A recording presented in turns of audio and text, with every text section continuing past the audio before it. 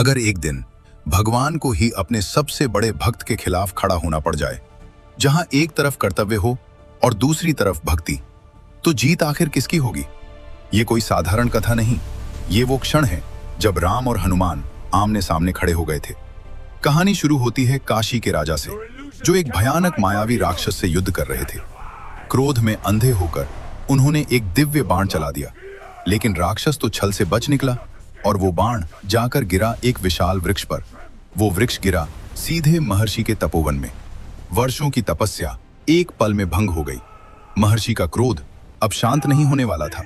वो तुरंत पहुंचे श्री राम के पास और बोले, मुझे न्याय चाहिए। राम के लिए गुरु का सम्मान सर्वोपरि था। उन्होंने बिना एक क्षण गवाए प्रतिज्ञा कर दी, सूर्यास्त से पहले काशी नरेश को मृत्यु मिलेगी। उधर मृत्यु के भय से कांपता हुआ काशी नरेश भागकर पहुंचा माता अंजनी के पास। वो उनके चरणों में गिर पड़ा और बिना सच्चाई जाने माता ने दे दिया प्राण रक्षा का वचन। अब शुरू हुआ सबसे बड़ा धर्म संकट।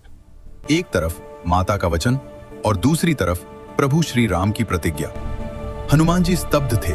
प्रभु के खिलाफ खड़ा होना असंभव, लेकिन माता का वचन तोड़ना अधर्म। उनकी आंखों में आंसू थे, लेकिन निर्णय लेना ही था। संध्या का समय करीब था। रणभूमि तैयार थी। श्री राम अपने धनुष के साथ खड़े थे, लेकिन सामने कोई शत्रु नहीं, बल्कि उनके अपने हनुमान थे। राम ने गंभीर स्वर में कहा, हनुमान, मार्ग छोड़ दो। हनुमान ने सिर झुकाकर कहा, प्रभु, आज मैं आपकी आज्ञा नहीं मान सकता। मुझे अपनी माता के वचन की रक्षा करनी होगी। क्षण भर के लिए पूरा ब्रह्मांड जैसे थम गया। राम ने बाण उठाया और उसे छोड़ दिया, लेकिन हनुमान हिले तक नहीं। उन्होंने आंखें बंद की और बस एक ही नाम लिया, राम।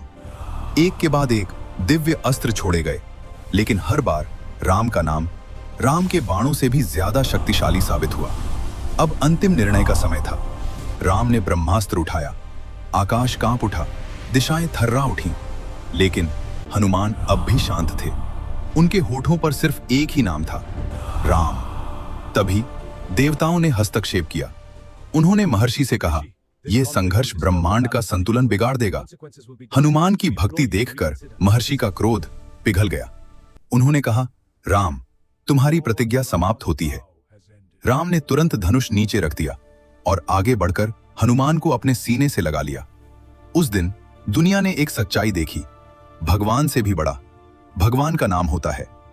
अगर तुम्हें भी विश्वास है कि सच्ची भक्ति में वो शक्ति है जो भगवान को भी झुका दे, तो कमेंट में लिखो, जय श्री राम।